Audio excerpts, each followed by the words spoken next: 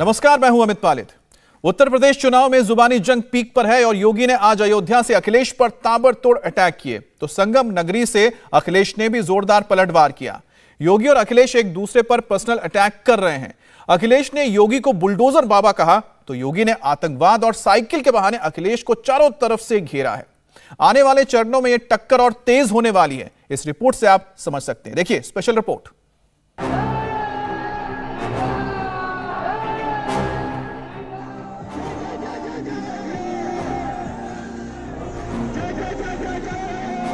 तीन फेज बीत गए, 4 चरण बाकी। यूपी में दिखने लगी पर्सनल सियासी अटैक की झांकी। समाजवादी पार्टी के राष्ट्रीय अध्यक्ष अखिलेश यादव मान चुके हैं पहले 3 चरण में उनके अलायंस का प्रदर्शन बेहतर है, हौसले बुलंद हैं, लिहाजा चौथे चरण के प्रचार का खात्मा करते करते वो बीजेपी के नेताओं और मुख्यमंत्री योगी आदित्यनाथ पर निजी अटैक करते नजर आए। बरेली के ऊंचाहार की सभा इसका नमूना थी। अखिलेश ने यहां घटिया का तो खटिया से मिलाया। आदरणीय अखिलेश यादव जिंदाबाद। कमाल के बीजेपी के लोग हैं। ये जो बड़े बड़े नेता हैं जो देश चलाने का दावा कर रहे हैं, उन्हें पता ही नहीं है कि जनता के बीच में उनके खिलाफ 440 का वोल्ट का करंट चल रहा है। और आपने देखा नहीं उनकी भाषा कैसी हो गई है, भाषा कैसी बदल गई जब से जनता ने इनकी खड़ी की खटिया, तब से इनके बयान हो गए सब घटिया। इनके बयान सुने कि नहीं सुने, कितने घटिया बयान दे रहे हैं। और इन नेताओं को सुनना आप, इनके जो छोटे नेता हैं वो छोटा झूठ बोल रहे हैं और जो बड़े नेता हैं वो बड़ा झूठ बोल रहे हैं और जो सबसे बड़े नेता हैं वो सबसे बड़ा झूठ बोल रहे हैं। अखिलेश ने बात शुरू की छुट्टा जानवरों की समस्या से, बात पहुंचा दी योगी के प्रिय जानवर तक, फिर योगी को बुलडोजर बाबा कहना शुरू किया और लगातार कहते रहे। अखिलेश ने कहा बाबा को पता है हार रहे हैं तो बुलडोजर मेंटेनेंस के लिए भेज दिए। जो हमारे मुख्यमंत्री जी का प्रिय जानवर है वो बताओ टक्कर मार के लोगों की जान ले रहा कि नहीं ले रहा?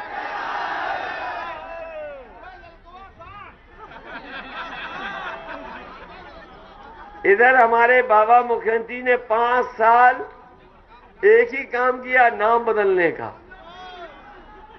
हमें कोई नाराजगी नहीं है कि इलाहाबाद का नाम प्रयागराज हो जाए, हमें कोई आपत्ति नहीं है। लेकिन बताओ काम क्या किया आपने? नाम बदल दिए, जहां योजना दिखी उसका नाम बदल दिया। मुझे खुशी है इस बात की कि लखनऊ की राजधानी में एक सबसे बड़ा अखबार है, उसने इस बार बाबा जी का नाम बदल दिया। जो दूसरों का नाम बदल रहे थे, योजनाओं का नाम बदल रहे थे, इस बार उनका भी नाम बदल गया और उनका नाम उस अखबार ने लिखा है बुलडोजर बाबा। और देखिए बुलडोजर बाबा कितने होशियार हैं। जैसे ही उन्हें पता लगा सरकार बनने वाली नहीं है उनकी, उन्होंने अपना बुलडोजर मेंटेनेंस पर डाल दिया है। अखिलेश यादव खुद पूर्व सीएम हैं। संवैधानिक पदों की गरिमा होती है, मगर अब शायद ये हमारी सियासी संस्कृति से गायब होती जा रही है। अखिलेश ने रायबरेली में यहां तक कहा कि मुख्यमंत्री और उनके घर की दीवार एक है, इसलिए उन्हें कई राज पता चल गए हैं। इशारों में अखिलेश क्या कह रहे थे आप बयान सुनिए और खुद समझिए। हमारा घर उनका घर एक ही बीच में दीवार है। जब से उन्होंने कहा कि 12 बजे हम सो के उठते, हम भी उन पर नजर रखने लगे और अब मैं देखता हूं कभी कभी धुआं उड़ता है उधर से। और अभी कुछ दिन पहले देखा मैंने, कुछ लोग सफाई वाले जा रहे थे, पुताई वाले भी संग थे, क्योंकि धुएं के वो धब्बे जो लगे वो मिटाने गए थे। और ये जो लोग गर्मी निकाल रहे थे, इस बार ऊंचाहार की जनता उनकी भाप निकाल देगी। अखिलेश यादव ने 3 चरणों के मतदान की अपनी व्याख्या पेश की। उन्होंने रायबरेली ऊंचाहार की जनता से अपील करते करते ये तो कहा कि चौथे चरण में बीजेपी के पोलिंग बूथ पर भूत नाचेगा। और हमारे बाबा मुख्यमंत्री कह रहे गर्मी निकाल देंगे। इधर सुना आपने कि बुलडोजर बाबा कह रहे गर्मी निकाल देंगे। बाबा बुलडोजर कह रहे गर्मी निकाल देंगे, लेकिन जैसे ही पहले चरण का वोट पड़ा है बीजेपी के नेता ठंडे पड़ गए, और जब दूसरे चरण में वोट पड़ा इनके कार्यकर्ता नेता सुन्न पड़ गए हैं, और जब हम खुद वोट डाल के आ गए वहां पर शून्य हो गए हैं। और मैं जानता हूं जब ऊंचाहार के लोग वोट डालेंगे, रायबरेली के लोग वोट डालेंगे, तो भारतीय जनता पार्टी के बूथों पर भूत नाचेंगे, कोई दिखाई नहीं देगा। योगी आदित्यनाथ ने प्रतिभाशाली छात्रों के लिए लैपटॉप और स्मार्टफोन की योजना शुरू की। अखिलेश इसका भी मजाक उड़ाने पर आमादा थे।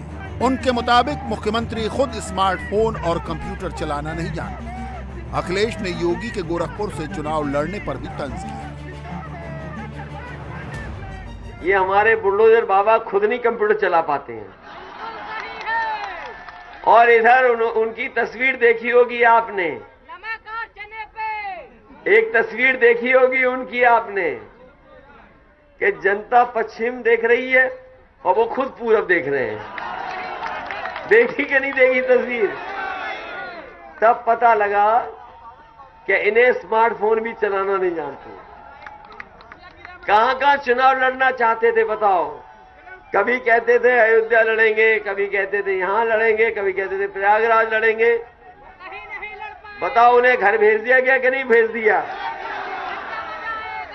और जब से वो गोरखपुर गए हैं, हमारे बुलडोजर बाबा जब से गोरखपुर चुनाव लड़ने गए हैं, गोरखपुर में गाना बहुत चल रहा है।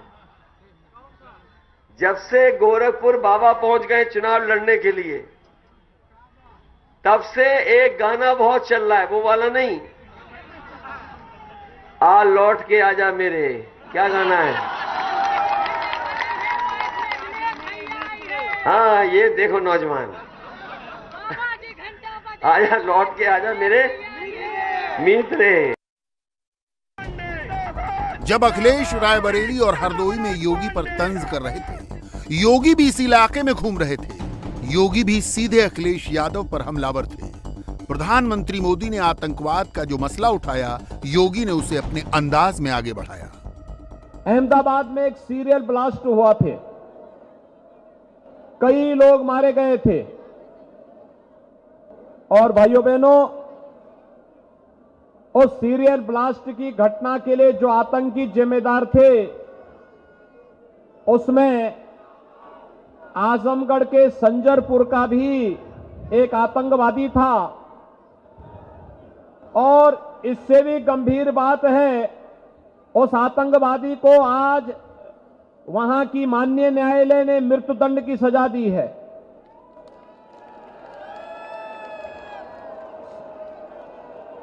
उस आतंकवादी के पिता का संबंध, उसके परिवार का संबंध किससे है मालूम है? समाजवादी पार्टी से।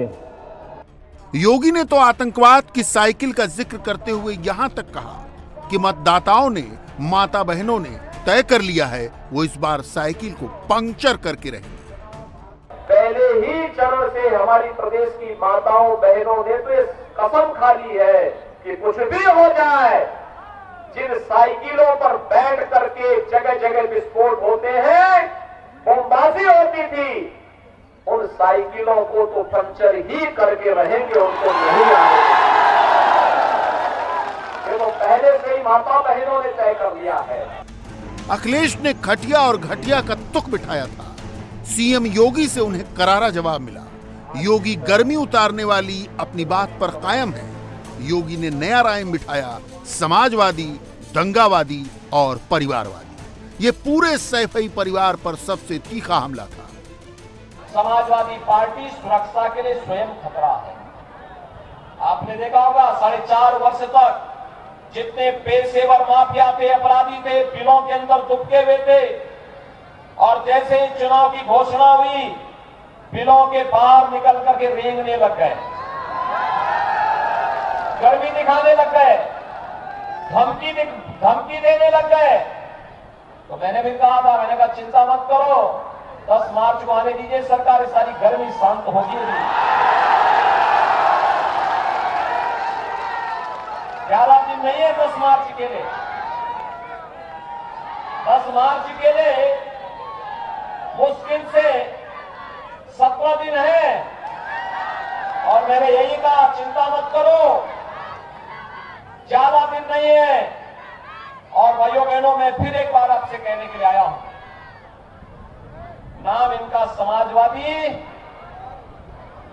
काम दंगावादी और सोच परिवारवादी।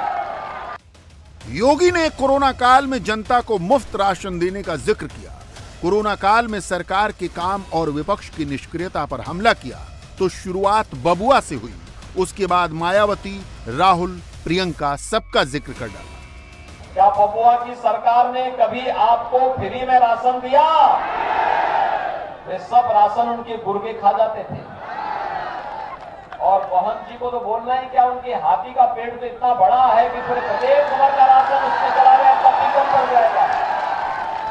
आप जानते हैं ना क्या उम्मीद आप इनसे करते हैं? दिल्ली के भाई बहन कोरोना कालखंड में हालचाल लेने के लिए आए थे क्या? कभी आए थे? और ये सिपाही के चाचा भतीजा बहन जी से तो पूछना ही क्या है, उनको फुर्सत ही नहीं तो कहां से हालचाल लेंगे? हालचाल लेने के लिए तब भी डबल इंजन की सरकार आई थी, आंसू आए थे, अशोक रावत जी आए थे, भारतीय जनता पार्टी का कार्यकर्ता आया था। भाइयों बहनों, जो संकट में साथी न हो, क्या वो सच्चा साथी है क्या?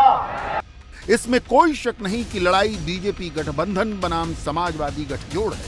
इसलिए दोनों गठबंधनों के मुखिया एक दूसरे पर सीधे हमलावर हैं। चौथे चरण के साथ ही जबानी जंग निजी हो रही है, अटैक पर्सनल हो रहे हैं।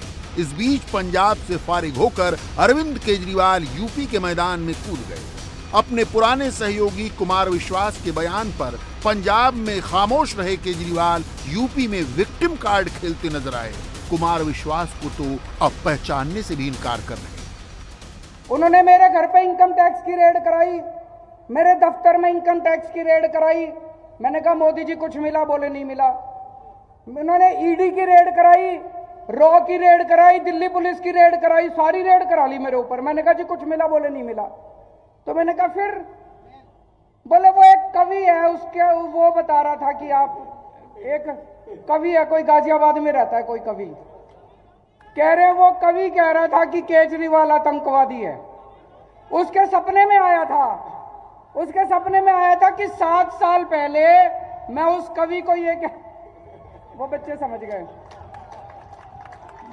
वो कहते जी उस कवि के सपने में आया था कि 7 साल पहले मैं उस कवि को कह रहा था कि मैं भारत के 2 टुकड़े कर दूंगा और 1 टुकड़े का प्रधानमंत्री मैं बन जाऊंगा। मैंने कहा प्रधानमंत्री जी मैं कहा भारत के 2 टुकड़े कर दूंगा? आपकी ईडी को नहीं पता चला, रॉ को नहीं पता चला, सीबीआई को नहीं पता चला, इनकम टैक्स को नहीं। मैंने कहा एक काम करो ना, ये सारी बंद कर दो एजेंसी, उस कवि को ही रख लो, वो ही बता दिया करेगा सपने में क्या आ रहा है और सपने में क्या नहीं आ रहा। ये बंद कर दो, सीबीआई बंद कर दो, रॉ बंद कर दो, ईडी फीडी क्या दुखी कर रखा है दुनिया को, उस कवि को ही रख लो अपने दफ्तर में, वो कवि बता दिया करेगा। तो इन्होंने तमाशा कर रखा है देश की सिक्योरिटी का, इन्होंने कॉमेडी कर रखी है देश की सिक्योरिटी की। जिसको मर्जी देखो आतंकवादी बोल देते हैं। कल ये थोड़े दिन पहले जब किसानों का आंदोलन चल रहा था तो कहते हैं देश के सारे किसान आतंकवादी हैं। मैं उत्तर प्रदेश के किसानों को कहना चाहता हूं, इस बार जब बटन दबाने जाओ इनको बता देना कौन आतंकवादी है, कौन ये आतंकवादी है कि तुम आतंकवादी हो। हालांकि आम आदमी पार्टी इस चुनाव में क्या हासिल करेगी कहना मुश्किल है, मगर इतना तो तय है कि आगे आने वाले चरणों में केजरीवाल के बयान अलग तरह का तड़का पैदा करेंगे। आप आगे यूपी का सियासी माहौल कुछ और अतरंगा होने की उम्मीद कर सकते हैं।